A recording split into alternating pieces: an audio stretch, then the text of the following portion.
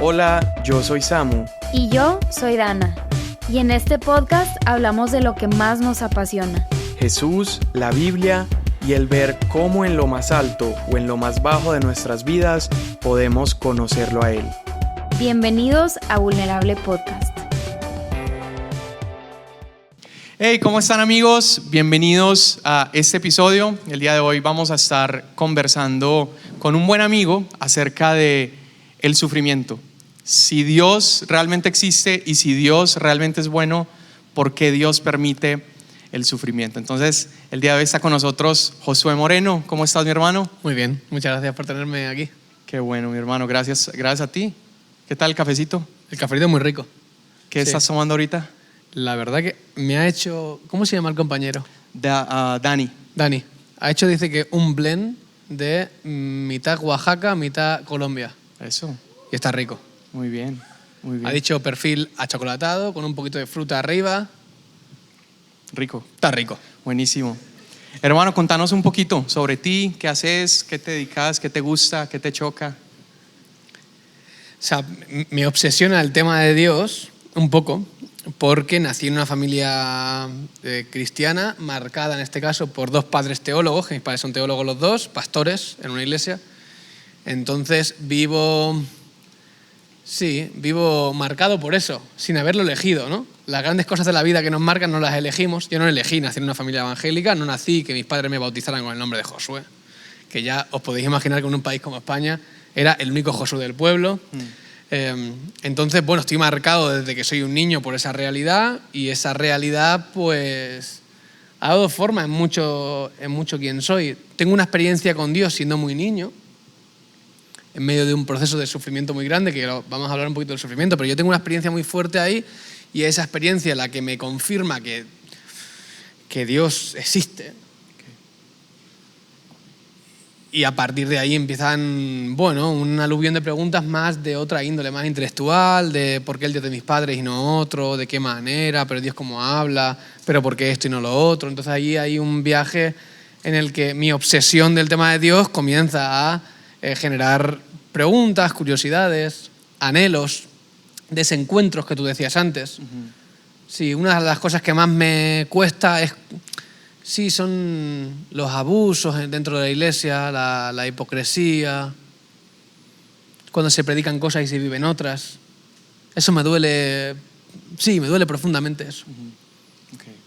Buenísimo. Bueno, pues sufrimiento es una experiencia que todos nosotros tenemos en común. Es parte de la experiencia humana. Y está no recuerdo si fue Hume o quien plantea esto de si Dios es todopoderoso, entonces podría evitar el mal. Si Dios es realmente bueno, entonces querría hacerlo, ¿no? Querría evitar que su creación evitara el mal. ¿Qué pensás de esa afirmación? ¿Crees que es correcta, incorrecta? ¿Qué sentís? O sea, es un dilema muy famoso que lo plantea, se cree que históricamente Epicuro, ¿no? Muchos siglos antes de Cristo, aunque después hay gente que cree que lo hacen otros filósofos clásicos antes, incluso encuentran algunas de esas ideas en otras filosofías incluso orientales. Pero me parece, un planteamiento interesante, a priori, a nivel lógico, aunque creo que cada día está menos reconocido en lo que sería la academia y los campos filosóficos la acusación como planteamiento lógico. Y aquí hago un paréntesis para explicar un poco qué significa esto de lógico y no. O sea, lógicamente en filosofía es algo que, en este caso, ese planteamiento viene a decir: si el sufrimiento existe, Dios no puede existir, ¿no? Eso es un postulado lógico. Entonces, en ese caso intentan decir: oye, si Dios existe, no debería permitir el sufrimiento. Si lo permite, pues solamente hay dos opciones, ¿no? Que sea esto o que sea lo otro. Entonces, en primer lugar, una cosa tú decías que estoy 100% de acuerdo: el sufrimiento es una de esas cosas que nos recuerda que somos humanos. Y el sufrimiento hay una parte en la que es incluso como que democratiza el mundo, ¿no? Ricos y pobres sufrimos, blancos y negros sufrimos, hombres y mujeres sufrimos, ¿no? Y quien no sufre no ha vivido. Y luego hay otra parte que me parece importante, que lo hablaba justo con mi hermano hace un tiempo. No recuerdo si es Chesterton o si es Lewis, que ellos dicen algo así de: es muy difícil entender el sufrimiento si no has sufrido, ¿no? Y eso creo que hay una parte en la que en la experiencia humana y sobre todo en la experiencia de las personas que estamos acompañando conversaciones sobre fe y sobre espiritualidad, creo que se nota cuando hay líderes que no han sufrido o no se han dejado permear por el sufrimiento. Porque el sufrimiento hay algo que hace en nosotros que nos rompe. Sí, nos rompe, no lo sabemos explicar, pero hay también algo en el sufrimiento que cuando somos capaces de mirarlo el tiempo suficiente puede transformarse en nuestro destino, en algún sentido. Mencionaste algo súper interesante y es, a veces es evidente cuando hay líderes o personas que se nota que no han sufrido. ¿Cómo sentís que eso se manifiesta? ¿Cómo se ve una persona que evidentemente no ha sufrido? Sí, o sea, sufrir hemos sufrido todos. Decía un poco más que no se ha dejado quizás permear por el sufrimiento, ¿no? O sea, hay respuestas ante la idea del sufrimiento que son muy, muy vagas, muy rápidas, ¿no? O rápidamente se va a, bueno, Dios quiere esto por algún tipo de razón, ¿no? Y a mí algunos de esos tipos de acercamiento me parece que evidencia que no hay o sea, esa persona no ha sido capaz de dejarse afectar por el sufrimiento. Porque cuando uno se afecta por el sufrimiento, lo primero que creo que descubre es que no hay respuesta para el sufrimiento. No hay respuesta racional, no hay respuesta lógica, ¿no? No hay respuesta que me alivie ni que me calme. Que luego podemos ir ahí, porque creo que en las Sagradas Escrituras no hay respuesta lógica al sufrimiento, lo cual me parece, de nuevo, una evidencia más de que el Dios de la Biblia es superior, ¿no? Porque el Dios de la Biblia sabe que la lógica no consuela mi lágrima, ¿no? Que hace falta otro tipo de acercamiento. Pero por no evadir tu pregunta del principio, hay un problema con el planteamiento lógico de si Dios es bueno y es un Dios todopoderoso, no permitiría el sufrimiento, ¿no? Y hay una suerte de presupuesto que está de fondo, que es que dice, si Dios existiera, ese Dios en ningún tipo de contexto querría que el sufrimiento existiera, ¿no? O lo permitiría como posibilidad. Y creo que es sensato como mínimo reconocer si Dios existe, de manera humilde, hay muchas cosas que es posible que yo no entienda o se me escapen del conocimiento. Por lo cual asumir que si Dios existiera trabajaría de una manera o trabajaría de otra es como mínimo un poquito presuntuoso, claro, ¿no? Y por otro lado, históricamente las defensas clásicas de los teístas y de los cristianos ha sido plantear una idea que me parece muy poderosa, y es que yo no creo que Dios permita el sufrimiento per se. Yo creo que Dios crea un universo en el cual el sufrimiento es posible. O sea, Dios crea un universo con posibilidad para el sufrimiento. Y ahora dirías, oye, ¿por qué? Bueno, se nos ocurren, históricamente hemos visto bastantes opciones que se nos ocurren. Se nos ocurre que la posibilidad de sufrimiento existe porque sin posibilidad de sufrimiento no hay posibilidad de libertad, y sin posibilidad de libertad no hay posibilidad para la virtud, y no hay posibilidad, por ejemplo, para el amor, ¿no? Entonces, se llena la boca en la tradición cristiana con la idea de que Dios es amor, pero un Dios que es amor es un Dios que tiene que permitir la capacidad para que el ser humano responda libremente al amor. Total, ahí está el árbol en medio del jardín, es necesario. El árbol en medio del jardín es esa figura mítica, extraordinaria de un Dios que le dice al ser humano, ¿quieres estar conmigo o no? Exacto.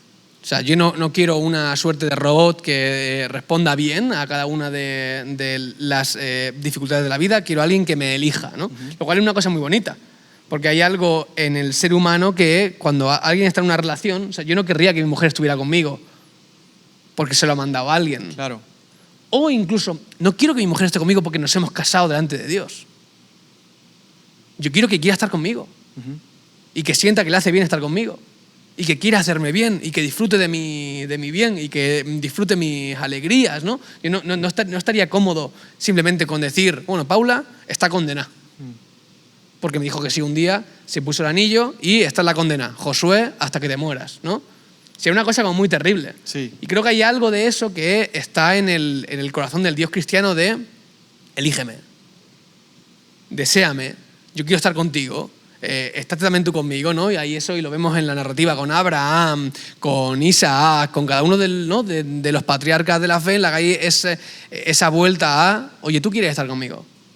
Claro, entonces estás diciendo algo súper interesante y es, por definición, Dios se ha revelado a sí mismo como amor, ¿verdad? Dios es amor. Pero Dios no sería un Dios amoroso si no nos da esta opción a escoger o rechazar, ¿no? Estás yendo por ahí un poco. Sí, literalmente, sí. Buenísimo. Ahora, mencionabas que no es que Dios permita el sufrimiento per se, sino Dios crea un mundo con posibilidad de sufrimiento. Entonces, aquí la pregunta que me gustaría hacerte es, ¿tú crees que Dios crea este universo maravilloso en el que vivimos con estos mecanismos y lo deja corriendo y Él de alguna manera se aleja un poco y deja que eso corra y solamente interviene en ciertos aspectos? Por ejemplo, cuando se trata de la salvación de alguien, envía su Espíritu Santo y a ese lo salvo. Pero cuando se trata de un hijo siendo abusado por alguien, ¿qué hace Dios ahí? ¿Por qué ahí será que no interviene? No lo sé. No lo sé. Hay algo en la narrativa bíblica que atraviesa del principio a fin, y es que Dios no es un Dios que crea el universo y después de crearlo se echa en el sofá y dice, a ver qué tal se da. Y dice, pues se está complicando, pues regular, ¿no? Hay más bien una sensación de que es un Dios que crea el universo con muchas potencialidades, pero que dichas potencialidades tienen una cara B. Que también, o sea, todos los que os aventuráis a tener hijos, si lo pensáis seriamente, es un disparate. Porque la cantidad de posibilidades que hay, bellas, están, pero también hay una cantidad de posibilidades terribles. Total. Que si uno lo piensa seriamente, tiene que llegar un momento en el que dices, no voy a pensar más y voy simplemente a dejarme llevar, ¿no? Y que el amor me lleve al fruto del amor, en este caso, que son los chiquillos. Pero si lo piensas mucho, es muy difícil. Y en el caso de Dios, o sea, ¿cuánto Dios interviene? Es una gran pregunta, tanto teológica como filosófica, que no lo sé, pero sí que sabemos lo suficiente, como mínimo, por el recorrido de la Escritura, en la cual Dios no es un Dios ajeno, ni al ser humano ni al sufrimiento.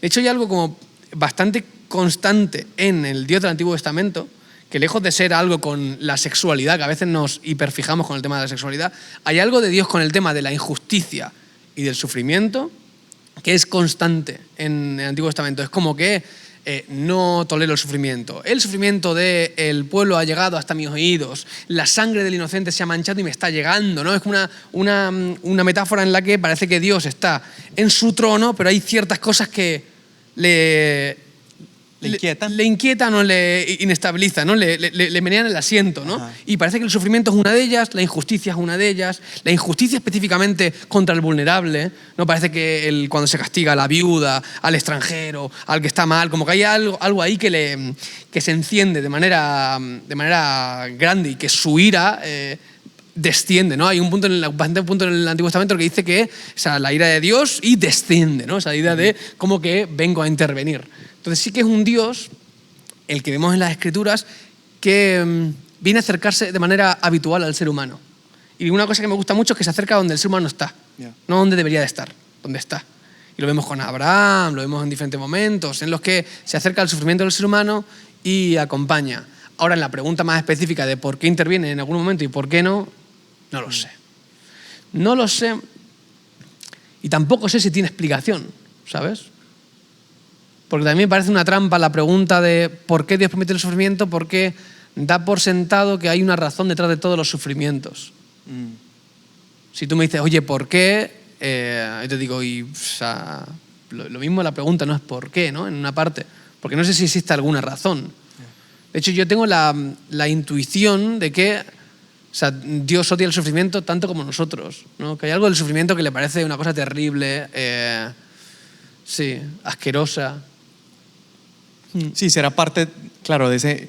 A nosotros nos duele y nos inquieta porque a él le duele y le inquieta, ¿no? Sí, y hay algo, por ejemplo, cuando llegamos a Juan 11 y te das cuenta que Jesús se encuentra con la muerte de Lázaro, hay veces que me dan mucha pena como que algunos pastores y sacerdotes hayan leído ese texto como una especie de que, bueno, Jesús se pone triste porque María y Marta han desconfiado. Digo, me parece como reducir la experiencia humana de Cristo a una cosa muy pequeña.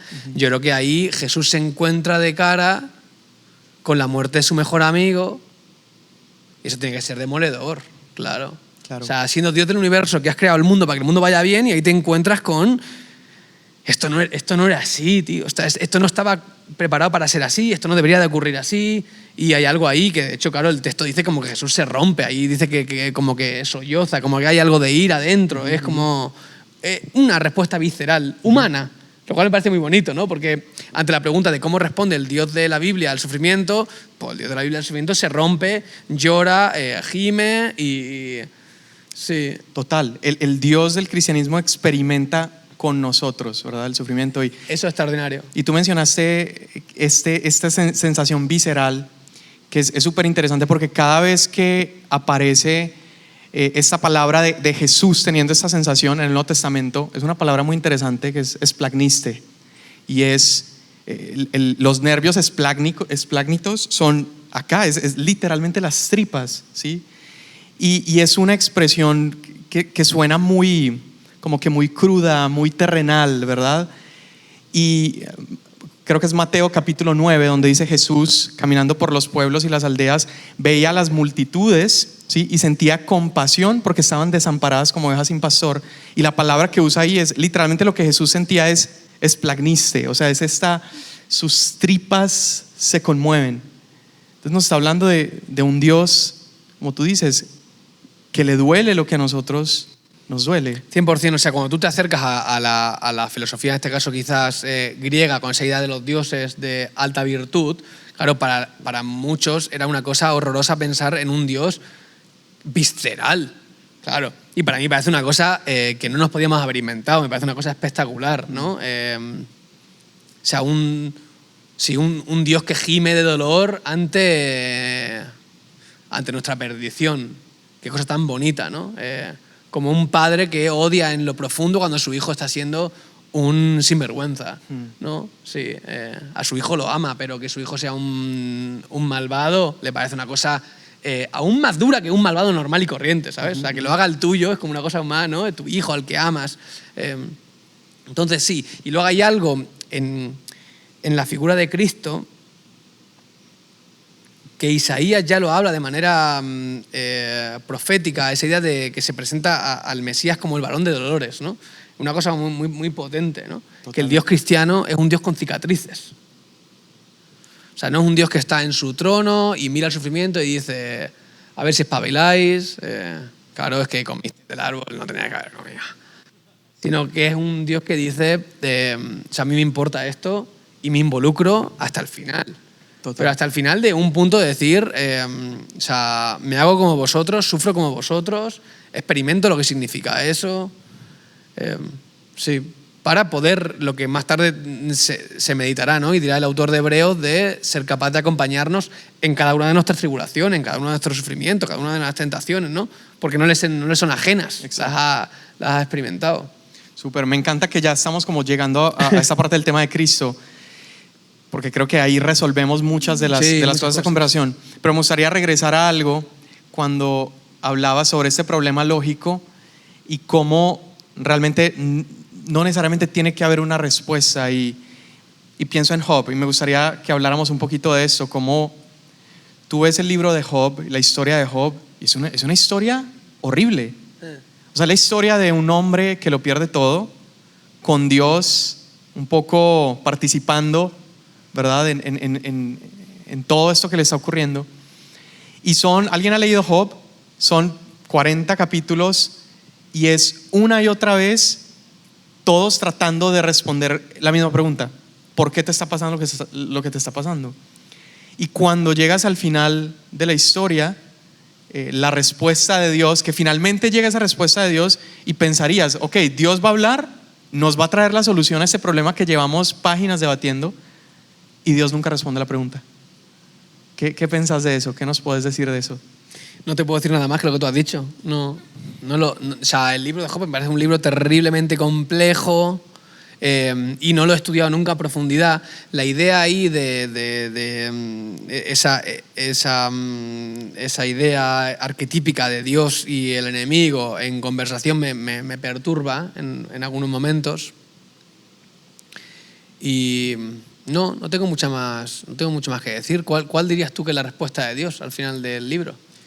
Bueno, es interesante porque cuando Dios responde, Dios empieza a contestar es otras preguntas, ¿verdad? Le dice a Job, ¿dónde estabas tú cuando yo eché los cimientos? Y los términos en los que Dios responde es, este soy yo, como yo soy sabio, ¿verdad? O sea, yo tengo la sabiduría al punto que yo eché los cimientos de la tierra, yo lo creé de tal manera, yo creé las bestias, los animales. Entonces básicamente nunca le responde a Job por qué está sufriendo, pero le está insinuando a Job que a pesar de que no le conteste, puede confiar en él porque él es sabio. Él tuvo la sabiduría de crear el mundo complejo. Para mí esa es lo que Dios trata de responder, que no tiene nada que ver con lo que los amigos responden. Y creo que muchas veces en nuestra vida atravesamos momentos complejos, todos cargamos también cicatrices y dolores, y quizá para mucho del dolor y mucho del sufrimiento que tú has atravesado, quizá la respuesta de parte de Dios nunca va a ser, pasaste por ese abuso por esto, o incluso para esto. Tal vez nunca vas a saber el propósito de ese sufrimiento, pero ¿qué tal si nos bastara la respuesta de Dios en saber que Él es sabio y sabe cuidar de nosotros? Sí, a mí el momento de la crucifixión de Cristo me parece una cosa en la que medito mucho cuando estoy con sufrimientos o cuando conozco o vivo sufrimientos muy profundos cerca, ¿no? O sea, a mí la pregunta de el para qué me parece una pregunta terrible. Y sí, la desaconsejo con toda mi fuerza, y si alguien nos dice, piensa por qué Dios manda esto, te diría, no le hagas caso, ¿no? Entre otras cosas porque creo que roza la herejía por todos lados. Por otro lado, porque me parece como muy peligroso, ¿no? Porque la pregunta del para qué te incapacita para vivir el presente de lo que estás viviendo. Que hay muchas veces que lo que queremos rápidamente es saltar el sufrimiento, ¿no? Y que entonces queremos pues no vivirlo, ¿no? Y se ve mucho, por ejemplo, en los funerales, cuando alguien muere, que de repente es como, no estés triste, él está mejor que tú, ¿no? Y tú dices, ya, pero, o sea, yo estoy roto, le echo de menos, el mundo es peor porque no está, haría lo que fuera porque estuviera conmigo de nuevo, me quiero morir, y está bien. Y de hecho yo diría que alguien que es capaz de experimentar eso porque se ha muerto, alguien a quien ama, está siendo mucho más humano que el otro que dice no estés triste. Sí. O la gente que me dice, se murió mi mujer y no tuve ni un día triste. Digo, pues hermano, entonces no la querías mucho. No la querías. O sea, no, ¿qué? Si se murió y ni la lloraste. No tuviste momento para llorarla. Porque llorarla y haber estado triste habría sido alguna suerte de pecado. Entonces digo, hay veces que hay algunas emociones que tienen que ver con dejarse permear por el sufrimiento, dejarse hacer callo, dejarse transformar. Que eso es lo que te decía que venía hablando con mi hermano antes, ¿no? Que cuando uno experimenta el sufrimiento de manera real, te transforma. Te transforma porque la vida ya no es tan fácil como parecía antes. Tus respuestas básicas ya no te sirven. Sí, no sabes muchas cosas, y está bien no saber muchas cosas, porque ahí hay una cosa que ocurre, por ejemplo, en la cruz, cuando Jesús está experimentando todos esos sufrimientos, que no estamos hablando del Getsemaní, que ese sería otro gran momento, ¿no? Pero en ese momento de la cruz hay un punto en el que Jesús, citando al salmista, hace la gran pregunta de las preguntas: ¿por qué? Dice el texto que Jesús mira al cielo y dice, ¿por qué? Es decir, ¿por qué? ¿Por qué a mí? ¿Por qué de esta manera? ¿Por qué tan salvaje? ¿Por qué no te siento? ¿Por qué estás lejos? ¿Por qué parece que no me miras? ¿No? Y en medio de todo ese clamor, que es una cosa terrible, que es que el Dios del universo está asumiendo esa ruptura en lo más profundo de su ser. Y en ese momento hay ese final que Cristo dice, en tus manos deposito mi espíritu, ¿no?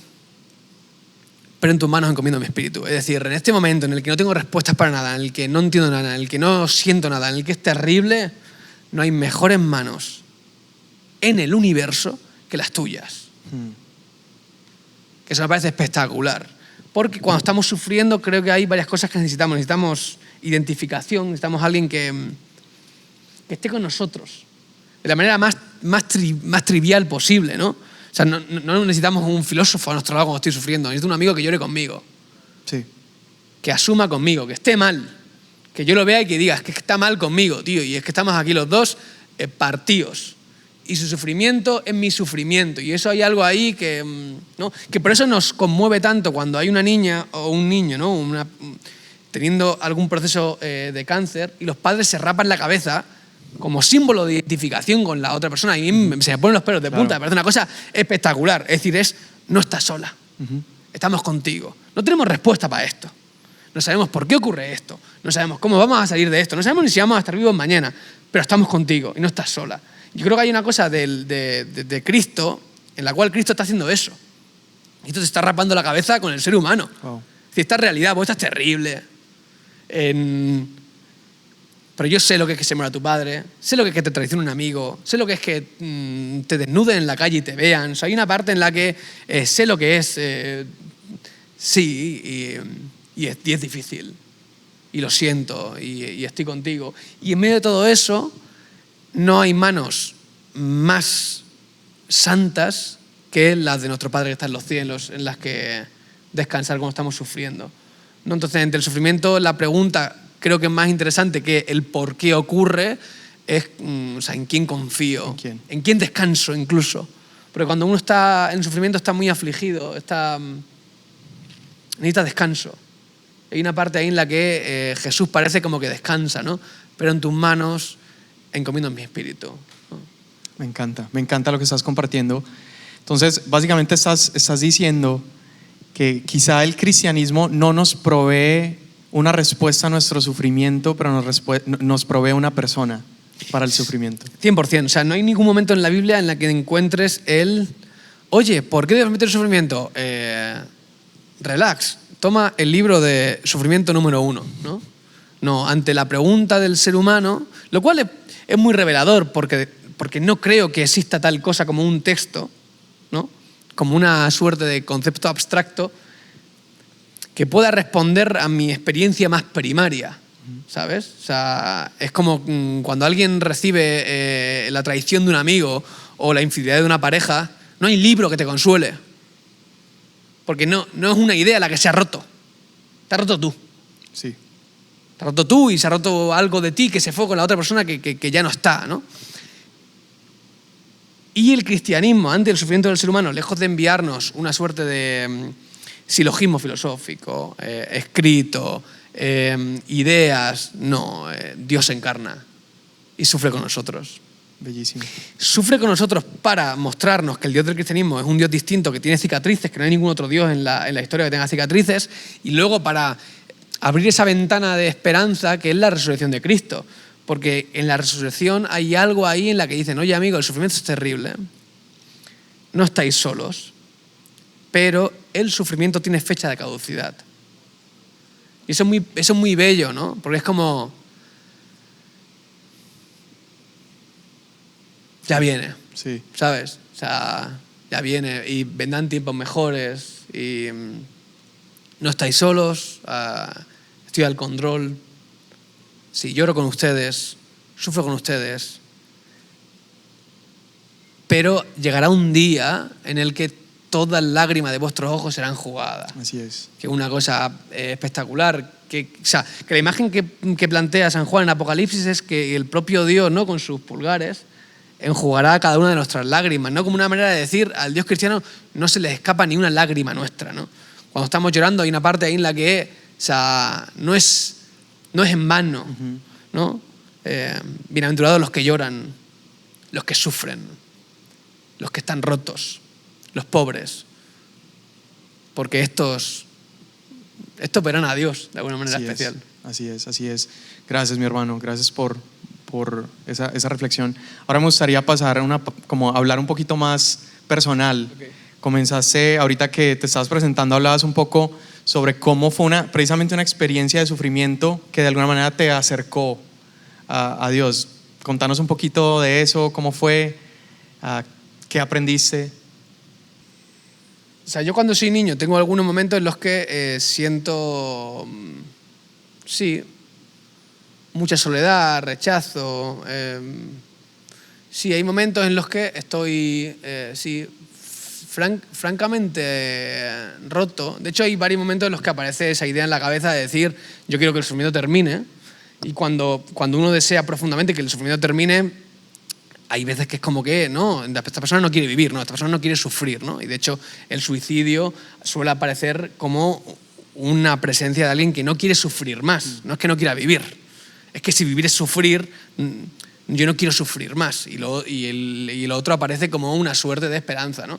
Yo sí hay momentos en el que experimento eso, o lo pienso, aparece esa idea de manera, sí, habitual en algunos momentos específicos. Y hay en algunos de esos momentos en los que no sé explicarlo del todo, ni tampoco ponerle palabras, pero sí que hay una sensación mía en varios momentos en los que sé que Cristo está ahí. Sé que está ahí. Sí, sé que está ahí, incluso en algún momento sentir que sí, que hay como un susurro de calma, va a ir bien, sí, no estás solo. Y creo que sí, o sea, sin mucha más explicación, hay algo en esa experiencia mía que creo que me protege para dudar algunas cosas más grandes. En algún momento me han preguntado, oye, Josué, ¿dudaste en algún momento que Dios existía? No, y creo que no lo dudé, entre otras cosas, por alguno de esos episodios fuertes en los que, o sea, yo nunca tuve la duda de Dios existe o no existe. No, Dios existe y me ama. Nada, seguro. Cero dudas. No. Dios me ama y está conmigo y me ve. Eso nunca... No, es que eso lo sé. Sí, eso no lo creo, eso lo sé y lo he experimentado. Y eso le doy muchísimas gracias a Dios, porque es verdad que desde ahí creo que me permite,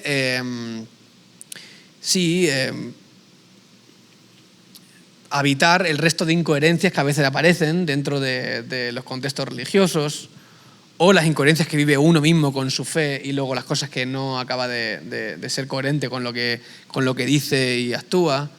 Entonces eso, sí, para mí hay esa experiencia que creo que transcurre en varias semanas, siendo bastante joven, que me garantizan y que yo sé que Dios está conmigo y que no le da igual mi sufrimiento y que le parece que está mal, ¿sabes? Entonces ahí yo ahí tengo un bautizo espiritual potente, que luego voy dándole forma o voy dándole un pozo más racional, que creo que nos pasa a muchos, ¿no? O sea, muchas veces la conversión es una especie de experiencia en la que sabemos que Dios nos ama con nosotros y después hay un camino de intentar darle alguna explicación lógica, intelectual, ponerle algo de teología a lo que acabas de vivir, que no tiene palabras. Entonces te diría un poco eso. No sé si he respondido a la pregunta. Sí, súper. Bueno, y ya para ir como cerrando esto, me gustaría conversar 2-3 minuticos sobre cómo, entendiendo que sí es posible que coexista un Dios bueno con esta experiencia humana de sufrir, cómo podemos nosotros atravesarla un poco mejor. Y para eso me gustaría mencionar un poquito la idea de los Salmos. Salmos para mí es un libro maravilloso. Salmos, creo que trato de leer lo más seguido posible Salmos, porque los Salmos son bonitos, pero los Salmos son crudos. Y hay salmos, pensamos que todos los salmos terminan en como que, ok, estoy deprimido, estoy triste y luego hay exaltación. Mentira. Pero no es así. Hay salmos deprimentes que terminan y se quedó deprimido el salmista, ¿sí? Me parece que el Salmo 88, hay ciertos salmos donde el salmista está incluso diciendo cosas que no son verdad. O sea, por ejemplo, el salmista puede decirle a Dios, Dios, tú me abandonaste, Dios, tú no estás aquí, Dios, tú no estás presente, Dios, tú me quieres muerto, que sabemos a la luz del resto de la Biblia que no es una realidad, pero es una realidad para él. Sí, 100%, lo estás sintiendo. Es lo que él siente. ¿Y por qué Dios nos deja esos salmos ahí en la Biblia? Para enseñarnos que el mejor lugar donde podemos traer incluso esos pensamientos, aunque no sean una realidad, pero son una realidad para mí, podemos llevar ese sufrimiento a Dios. ¿Algo que puedas añadir sobre eso? Que hay que leer el Antiguo Testamento más para en muchos momentos ver cómo, o sea, los grandes referentes cristianos han tenido poco miedo a la hora de manifestar lo que estaban viviendo delante de Dios. O sea, el profeta Jeremías le dice a Dios, ojalá hubiera sido un aborto. ¿Por qué? Lo que está viviendo le parece tan absolutamente difícil que él dice, ojalá mi madre hubiera tenido un aborto y yo no hubiera nacido. El profeta Elías dice, o sea, mátame. No tiene ningún tipo de sentido esto que estoy viviendo. O sea, no quiero seguir viviendo. Esto es... Y se lo dice, que lo cual es una cosa muy interesante, después de haber hecho la locura esa que ha ocurrido con los profetas de Baal, que ha visto caer fuego del cielo. O sea, no, acaba de hacer la mayor performance religiosa espectacular, viendo caer fuego del cielo. Luego después se ha cargado a cientos de personas ahí, los ha degollado, una movida estrambótica, y de repente dice, ya, nada tiene sentido ahora. Digo, joder, pa. ¿No? Pero que es una cosa muy bonita porque te encuentras con esas realidades en las que de repente no hay una suerte de Dios que llega y dice, ¿cómo osas? A mí no me hables así, ¿no? Aquí se habla bien y con cuidado de tu teología.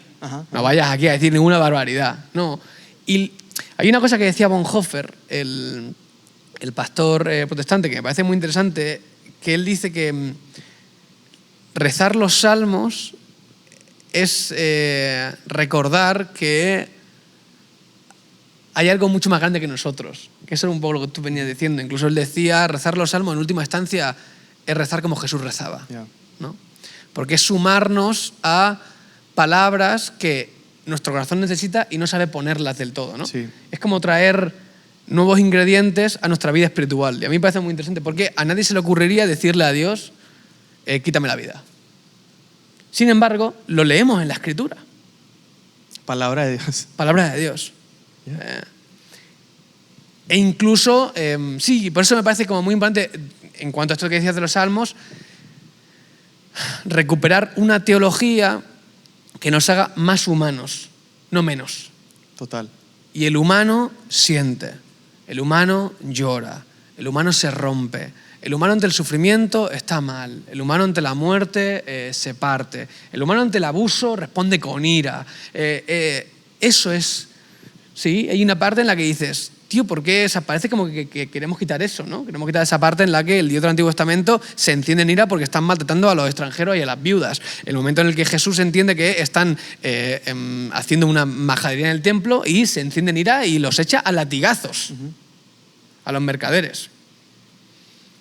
En el momento en el que Jesús se encuentra con Lázaro y se pone a llorar como si fuera un absoluto bebé desconsolado. Pues yo quiero ser más eso, la verdad. Sí, yo quiero ser más humano y menos estoico. Hay veces que hemos predicado una suerte de cristianismo que es como que somos imperturbables, ¿no? Y yo he visto eso en algunos funerales como exaltar de, míralos, es que esa tranquilidad solamente la puede dar el Señor. Y tú dices, ¿qué tranquilidad? Si te refieres a impasibilidad, es decir, estar impasible, ¿la puede dar el Señor? No lo sé. Se lleva trabajando siglos el tema de ser impasible ante el sufrimiento. No sé si la da el Señor, ¿sabes? O sea, yo creo que el Señor da humanidad. Y el ejemplo nuestro, que es Cristo, no era impasible ante el sufrimiento.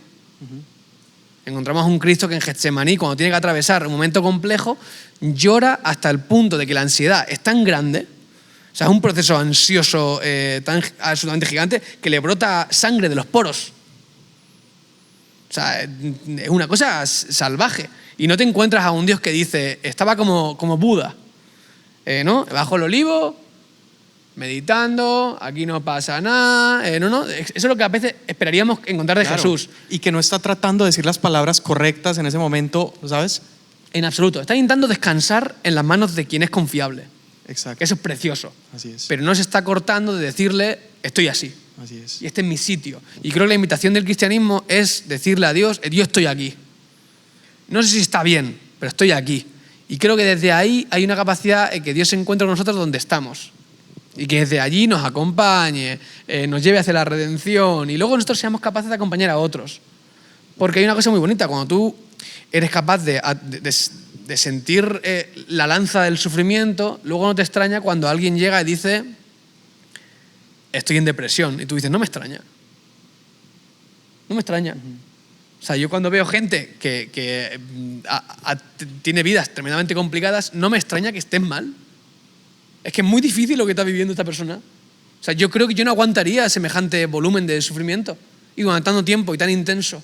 Entonces, sí, necesitamos eso. Y lo digo en el libro, en el principio del libro. Necesitamos respuestas que nos hagan más humanos. Y hay veces que hemos generado teologías y respuestas en las iglesias que nos sirven para... O sea, le sirven muy bien al capitalismo. Porque sirven para que produzcamos más, para que seamos más eficientes, para que hagamos más eventos, más reuniones, más predicaciones, más libros, ¿no? Se genere más movimiento, más dinero, más cosas, pero no para hacernos más humanos. A mí me gustaría eso, que el humano estuviera triste cuando se entera de que hay gente muriendo al otro lado de su frontera, cuando se entera de que hay inocentes en una guerra que ellos no han hecho absolutamente nada, que están generando otra gente desde sus despachos. O sea, me gustaría que fuéramos capaces de conmovernos con el mal. Sí. Y me encanta. Y para cerrar, Cristo siendo el auténtico ser humano, el auténtico ser humano no está buscando escapar esas conversaciones, no está buscando decir las palabras correctas, no, está ahí encarnando el sufrimiento y está listo para sufrir con nosotros. Eso es precioso, yo creo. Eso es precioso y creo que es una invitación, o sea, esas palabras que tú dices, ¿no? Del verdadero, eso se lo dice Pilatos a Jesús en ese final que luego lo recogemos con ese ecce homo que se dice, que es decir, aquí el hombre, ¿no? Aquí el hombre de verdad, ¿no? Entonces que hay una parte en la que, por ejemplo, Dostoyevsky, cuando medita sobre la figura de Cristo, él dice, es que en Cristo encontramos lo que estamos buscando, que es la belleza suprema, el amor supremo, la misericordia suprema, ¿no? Es que esto que parece irresoluble, ¿no? Que a veces decimos, oye, ¿cómo es posible que Dios sea justo y amoroso y todo esto a la vez? Es Cristo. Todas esas contradicciones que encontramos se encuentran en Cristo. Y Cristo es el ser humano por excelencia. Y es un ser humano que no huye del sufrimiento. Es un ser humano que no huye de las preguntas difíciles. Y es un ser humano que se deja atravesar, pero en medio de ese atravesar es capaz de descansar en los brazos del Padre. Y eso me parece como una invitación muy bonita. A decir, o sea, de estar donde están mis pies, ¿no? No estar en otro sitio. Y a la vez ser capaz de descansar. Sí. Descansar es no tener respuesta correcta, sino en tener el sitio correcto en el que reposar. Y bueno, finalmente sufrimos de la mano de la persona correcta, Josué. Muchísimas gracias. Amigos, ayúdenme a dar un fuerte aplauso a Josué.